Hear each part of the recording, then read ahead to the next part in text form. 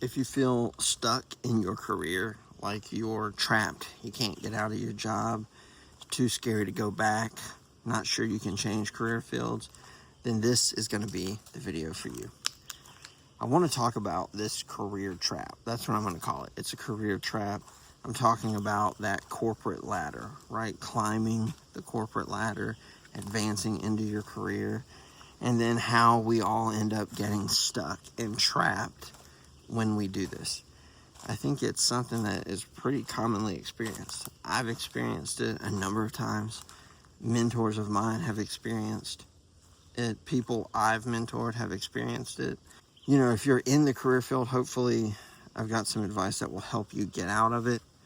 If you're new to the career field, then take this as your warning shot that, hey, stay on your toes, keep your eyes open, pay attention to what your mind is telling you and where your job is leading you, and maybe you can avoid it altogether.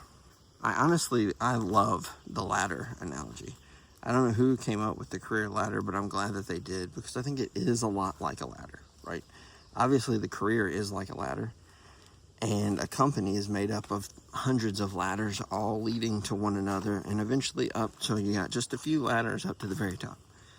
But the ladder concept is perfect because ladders present different levels of danger as you climb up them. The lower on the ladder you are, the easier it is to jump off.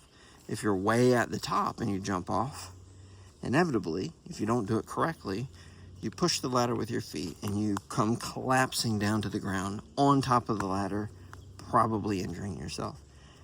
And a lot of times the career field can feel just like that. When you're early in your career, you can make all kinds of moves. When you're later in your career and you're way up there, every move you make feels like you're right on the edge of disaster. So hopefully today will provide some clarity and some advice as to how we can get out of this or avoid it. I think the reality is that this whole debacle starts way before we're even in our careers. I think a lot of people, you get to that point where you do feel stuck, and it's like a question of how did we get here? And I think it actually starts before we enter the career field.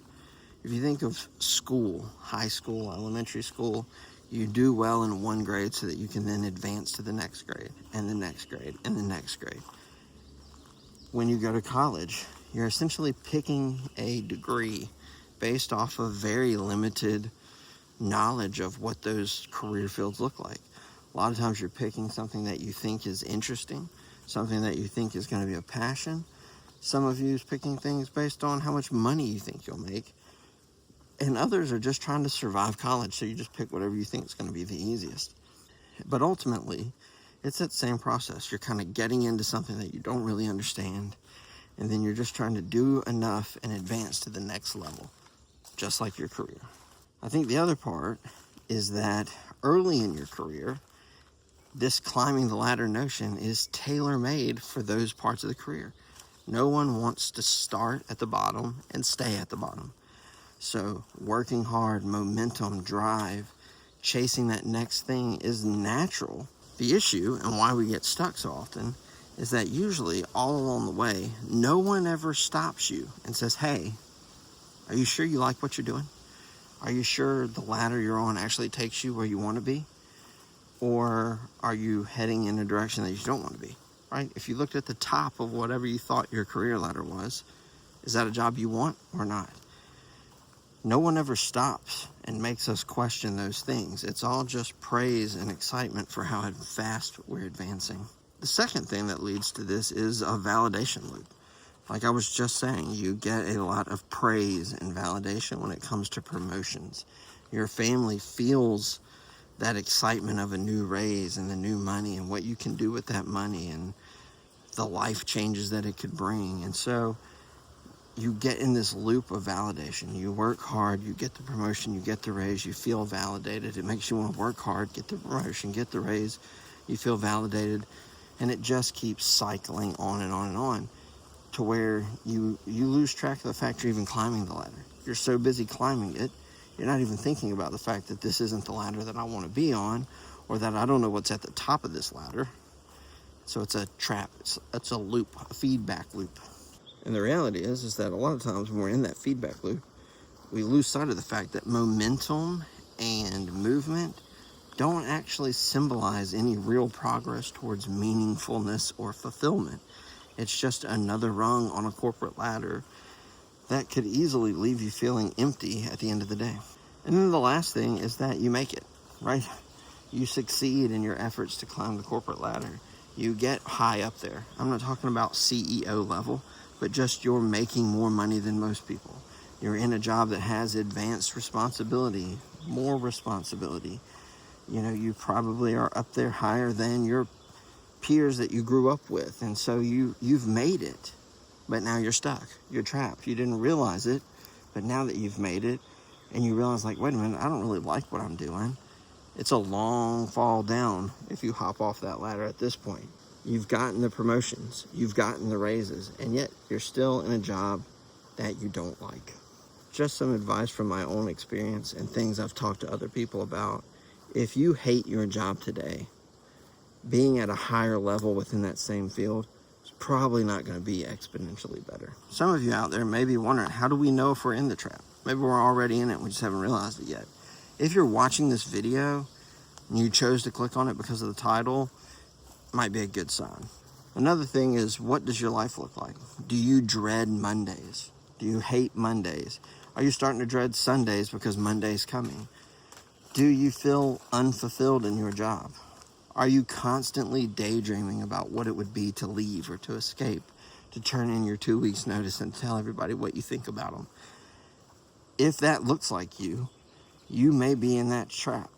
And if you're hesitant to leave and fulfill any of those dreams because you feel like you'll be losing too much, you're definitely in this trap.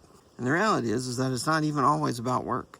A lot of times we're chasing purpose and meaning in life only to get way high up that ladder and realize, oh, you know what?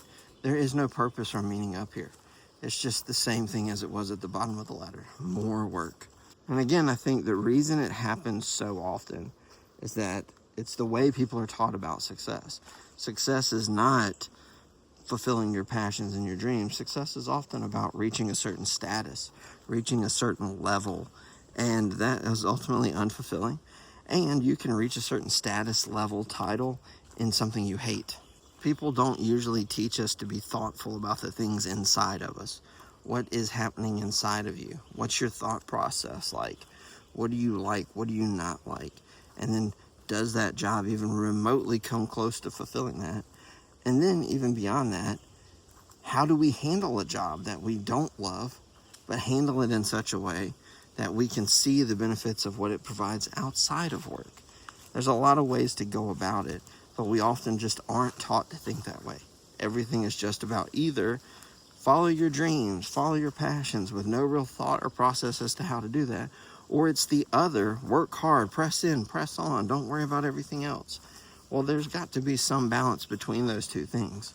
It can't be hustle culture or chase your dreams. It has to be a combination of those two things, or you'll just hustle yourself into the ground or just dream your way to poverty. The reality is that God cares far more about your character than he does your accomplishments. And maybe we should take note of that and start thinking in a way that's similar to that. I think the first thing we can do is just to be patient. I think that there's a lot of pressure nowadays to just rush out and do things. But I think there's nothing wrong with taking your time and thinking through where you are, where you're heading. What does that mean for you? Is that what you really want? Think about, what do you really want? And take your time through that process. There's no need to rush from one bad situation into another poorly thought out situation. The second thing could be changing roles. So once you've patiently thought it out, maybe there's a way for you to change jobs without falling down the career ladder, right? Meaning change to an adjacent job. Maybe if you're the manager of finance, but you realize you don't really like finance, you like data analysis or IT, maybe there's a way you can leverage your managerial skills and transition into a role that might not be the same role, but your manager skills overcompensate for your lack of skills that also relate to that job. So IT may be a stretch, probably need some IT experience, but if you're the manager of finance, you could probably be the manager of HR somewhere, something like that. And then, of course, you also could change levels, right? I mean, you can go backwards if you've really thought it through. I've known people in my own personal career journey, coworkers of mine who were managers who stepped down for peace of mind's sake. And, a lot of times you can still make the same amount of money. It depends on where you go to work. But at the end of the day, sometimes peace of mind is worth more than money. So if you're a manager and you hate it, or you hate the job, and you can go and take a less stressful consultant role, then maybe that's worth it to you. And then the last thing is to just redefine success. What is success to you? What does it mean? Maybe the truth is that you're actually just chasing the wrong things and no job's going to fulfill you because what you're chasing isn't even job related. So maybe we need to redefine what success is. And maybe if we successfully do that and we really change the way our mindset works, maybe all of a sudden that job we feel stuck in, not so bad. Additionally, this change in mindset or view of success could lead you to be okay with dropping down, like I just mentioned with a buddy of mine who stepped down from a manager role into a senior analyst role because it's a peace of mind thing for him. Well, maybe that's what it is for you. Maybe instead of chasing money, titles, and prestige, you chase peace and freedom.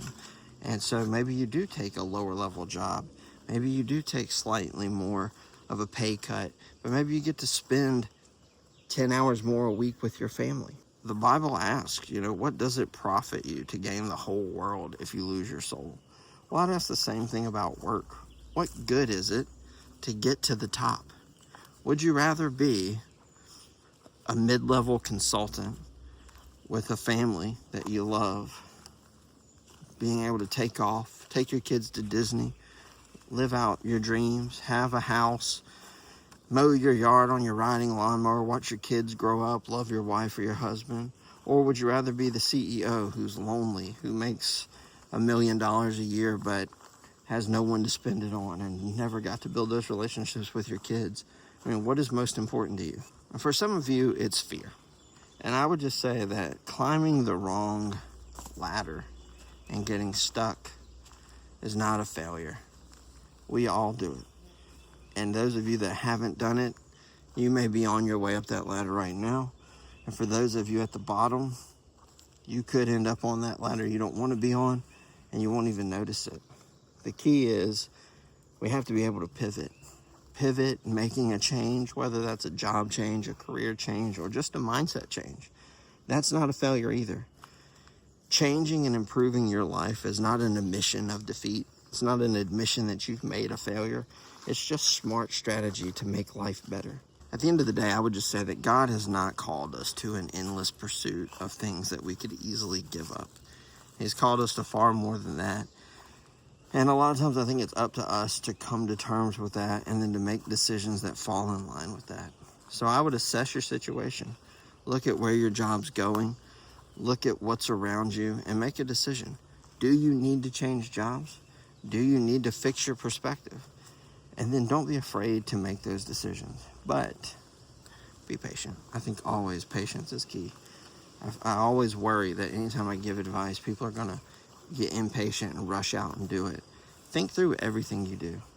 And just know anything you see on this channel, I'm never preaching urgency. Ever. Take your time. Think it through. Make good decisions. Because anything rushed, you're really running a risk. I hope this video helped someone out there. I hope if you're on the way to being stuck or you are stuck, I hope this video helps you. And just keep your head on a swivel. If you enjoyed this video, please like and subscribe. And I will see you guys in the next one.